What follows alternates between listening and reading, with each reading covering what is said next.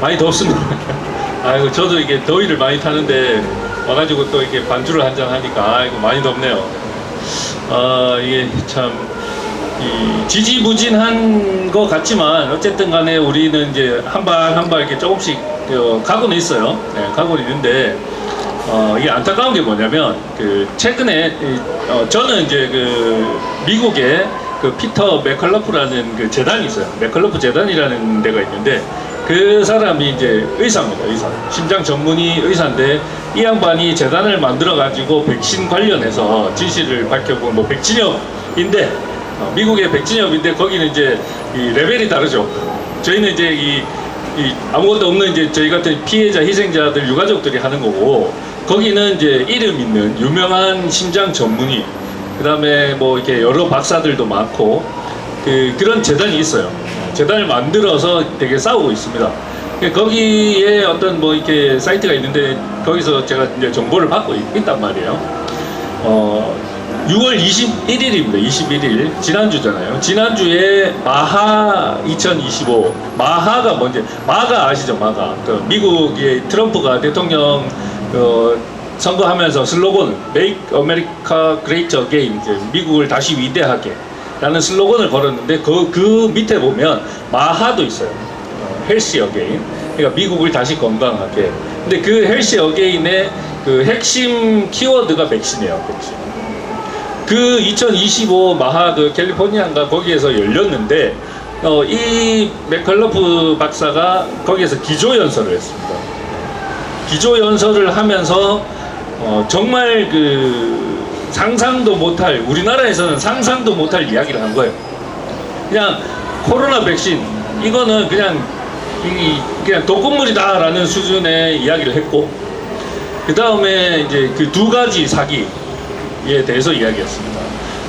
이 코로나 그러니까 앤서니 파우치 아시죠? 여러분들 파우치가 미국 국립보건원 원장인데 이 새끼가 이 코로나 바이러스를 우한 연구소에 돈을 지원해가지고 개인 오브 펑션 해가지고 이제 기능 획득. 그러니까 동물에게만 감염되는 이 바이러스를 인간에게 감염이 될 수 있도록 연구하는 그 프로젝트를 이 새끼가 지원을 한 거예요. 그러다가 이게 우한 연구소에서 유출이 됐습니다. 이거는 이미 다 밝혀진 겁니다. 이메일 이거 다 공개돼가지고 다 밝혀져서 어느 정도까지 밝혀졌냐면 이 사실이 미국의 17개의 정보단체에서 이미 다 알고 있었다는 거예요. 그것까지 다 밝혀졌습니다. 근데 이제 그거를 이 공식 석상에서 그것도 대통령이 주재하는 그런 공식 석상에 이 의사라는 사람이 나와가지고 그 이야기를 한 겁니다. 무슨 얘기를 했냐면 이 코로나는 두 가지 사기다. 프라우드라고 했어요. 완전히 사기다 그랬어요. 뭐냐?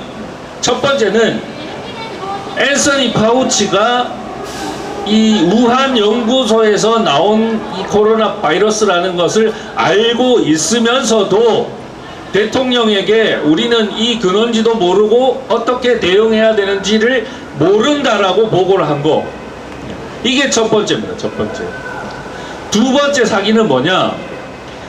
이 당시에만 해도 이 코로나 바이러스가 아니고 이름을 바꿨잖아요, 애들이. 원래는 우한 폐렴이었어요.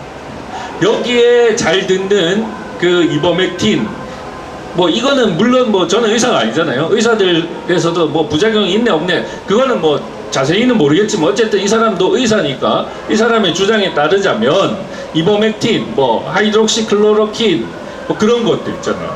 커큐민 그 다음에 많아요. 이게 되게 자연적인 치료 요법으로도 충분히 누구나 쉽게 치료를 할 수 있음에도 불구하고 이 모든 치료 방법을 다 막았습니다.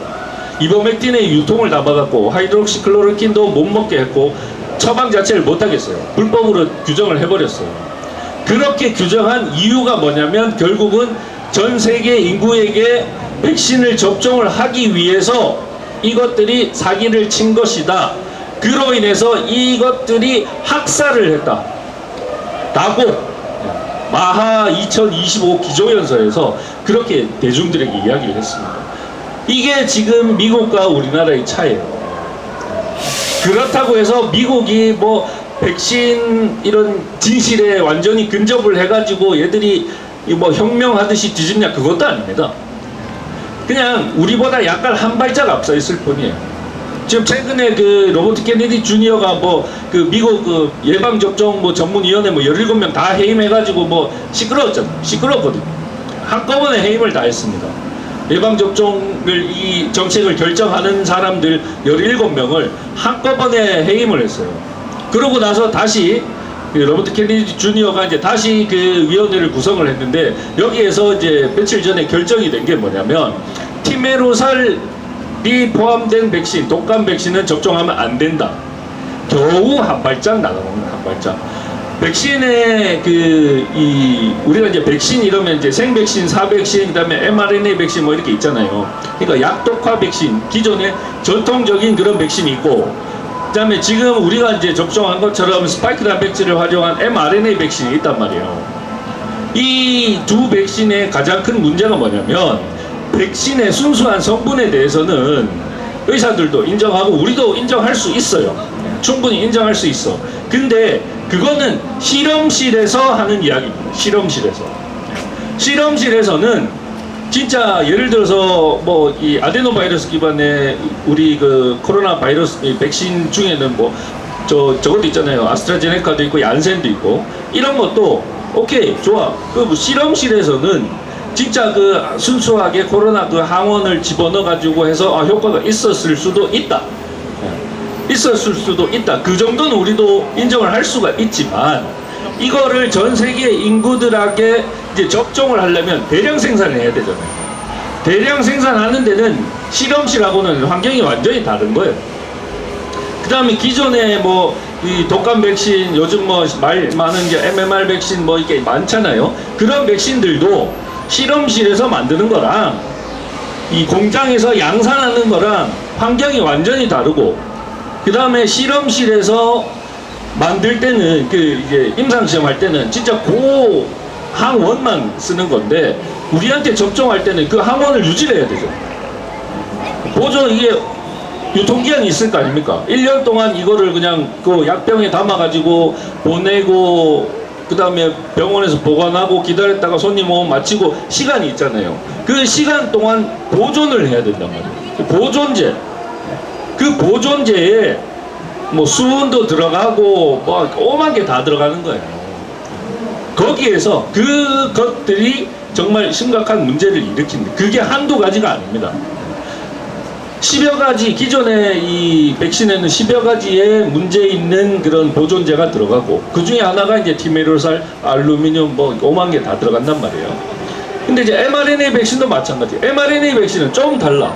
보존제보다 더 문제가 되는 게 뭐냐면, 이 mRNA 백신을 만들면서 그 이게 DNA 이 찌꺼기가 많이 같이 딸려 들어간대요. 이게 DNA 찌꺼기가 같이 들어가서 몸속에서 그 DNA가 우리 몸의 이 유전체랑 그 통합이 되면서 문제를 일으킨다는 거죠. 이런 문제들이 수십 가지의 문제가 있는데, 미국에서는 이제 한 발, 티메로살 하나 없는 거 맞추자 정도입니다. 그러니까 저는 이제 답답한 게, 이 백신 문제도 결국은 우리 문제는 우리가 해결을 해야 돼요. 우리가 힘없고 뭐 이 무지렁이들이 뭘 할 수 있겠느냐, 그래도 해야 됩니다. 그래도 뭘 할 수 있는지는 우리도 모르죠. 우리는 지금까지 2년 지금 넘도록 이 일을 해오고 있잖아요. 이 일이 정말 어마어마한 일이거든요. 이거 정말 쉬운 일 아닙니다. 2년 동안 한 주도 빠짐없이 이 집회를 이렇게 이어온다는 자체가, 이거는 정말 대한민국에서 아마 유일무이한 집회예요. 그런 면에서 여러분들은 이제 자부심을 가져도 좋지만, 또 집회를 또 이렇게 이끌어가고 이렇게 주관하는 입장에서는 사실 뭐 저도 요즘 굉장히 많은 딜레마가 있거든요. 변화가 없다. 그러다 보니 우리도 이제 시간이 많이 지체가 됐고, 그다음에 이 또 두 가지 우리가 소송을 진행하고 있는데, 아직까지도 소송의 첫 변론조차 1년이 다 돼 가는데 첫 변론조차 하지 못하고 있다. 근데 또 막상 변론이 시작이 되면 그 소송은 또 금방 진행이 되거든요. 몇 달에 한 번씩 하겠지만 어쨌든 금방 진행이 된단 말이에요. 그러니까 우리는 이게 저도 지금 요즘 되게 집에서 고민을 되게 많이 합니다. 이 집회를 과연 이어가야 될까? 이 소모적인 게 아닐까? 그리고 이제 무엇보다 요즘 제가 이제 이 머리가 많이 지끈지끈한 게 뭐냐면 우리 집회가 뭡니까? 백신 부작용 희생자 유가족들, 그 다음에 피해자들의 집회예요. 결국은 뭐냐? 대부분 백신을 접종을 했잖아요. 근데 지금 와서 어느 정도 진실이 밝혀지다 보니까 사람들은 이제 또 나누기 시작합니다. 백신 접종자와 미접종자, 나는 안 맞았는데 나누기 시작하는 거예요. 저는 어쨌든 이 어린 자식을 보낸 유가족이자 이 백신협의 대표인 사람이 제가 이 백신의 문제에 대해서 진실에 대해서 열심히 알리고 있는데 댓글을 보면 점점 그 자기 중심의 댓글이 온다. 무슨 얘기냐? 나는 백신을 안 맞았는데. 그러면서 따라오는 말이 뭐냐면 백신을 맞은 거는 멍청한 사람들이 맞은 거다. 아니 뭐 그 사람 입장에서는 충분히 그런 말 할 수 있어요. 그게 그 사람이 무슨 이야기를 하고자 하는지는 압니다. 근데 그 대상이 희생자 유가족이나 피해자를 향해서는 안 된다는 뜻입니다. 그거는 그 사람이 이 진정한 이 싸움의 의미를 모른다는 뜻이에요.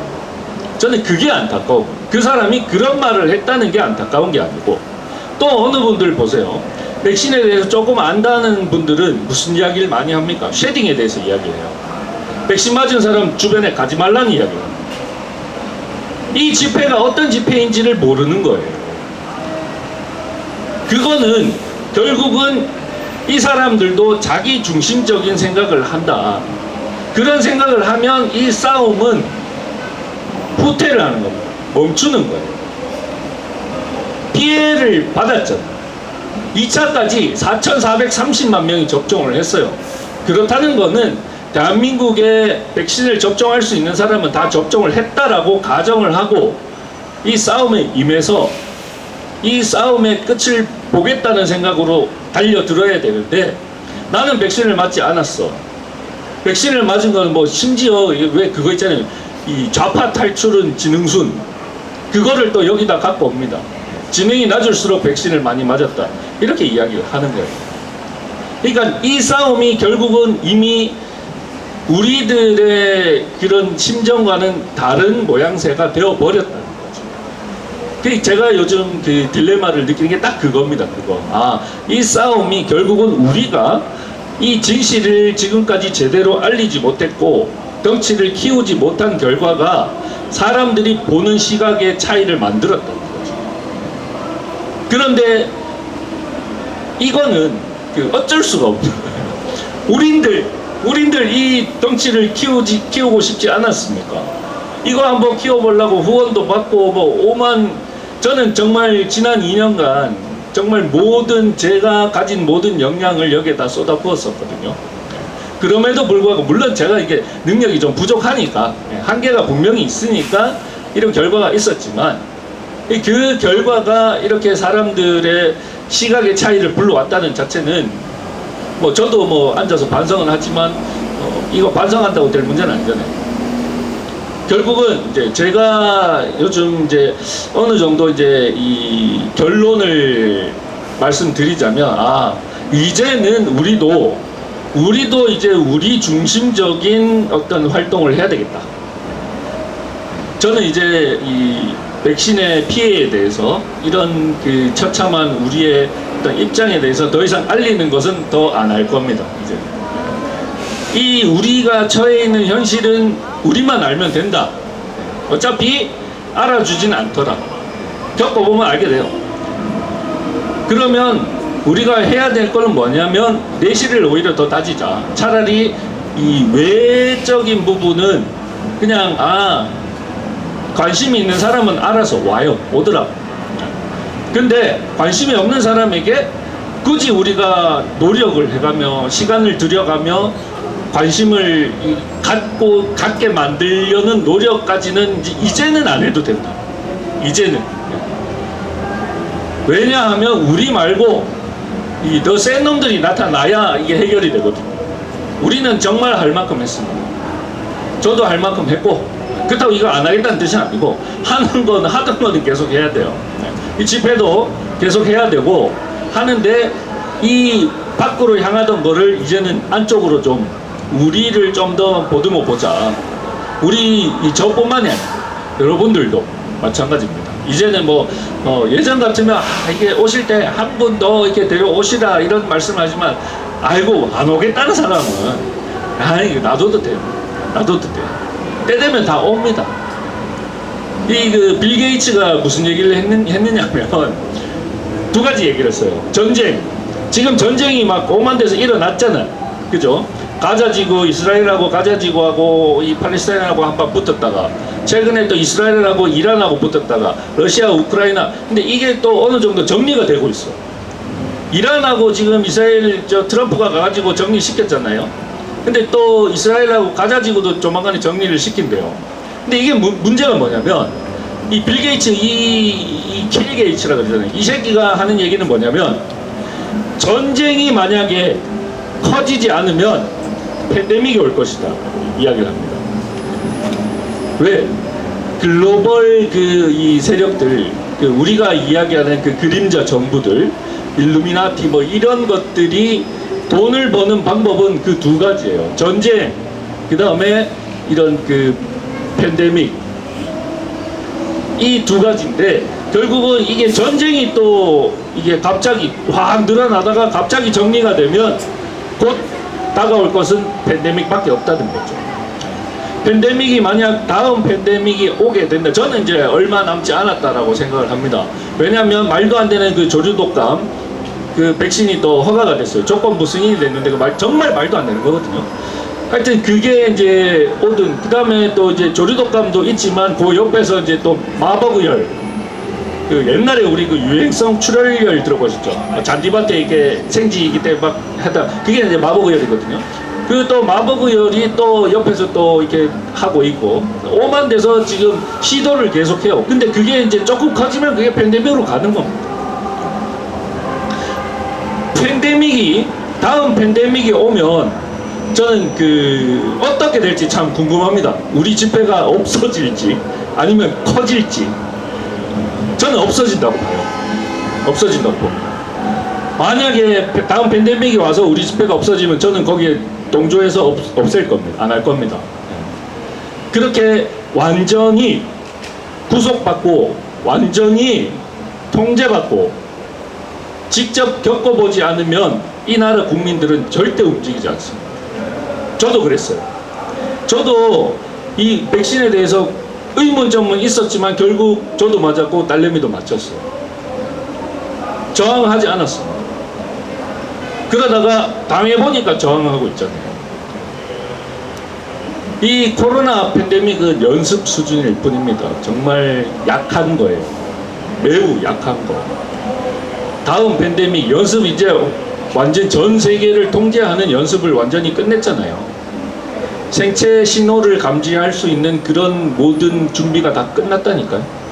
그럼 다음 팬데믹이 오면 어떤 결과가 올지 참 저는 궁금합니다. 그 전에 이제 우리가 할 수 있다면 세력을 키워야 되는데, 참 이 앞에서 이렇게 보면 매주 이렇게 보시던 분들 너무 반갑잖아요. 그럼 새로움이 좀 있어야 되는데 반가움밖에 없다는 거. 네. 하지만 우리의 싸움은 아직까지는 끝나지 않았고, 일부 우리 이제 정부와의 싸움은 아직 시작도 안 했다. 그러니까 어쨌든 좀 더 힘내시고, 우리도 어쨌든 조금의 소소한 변화는 분명히 필요하다. 그런 말씀을 드립니다. 네. 감사합니다.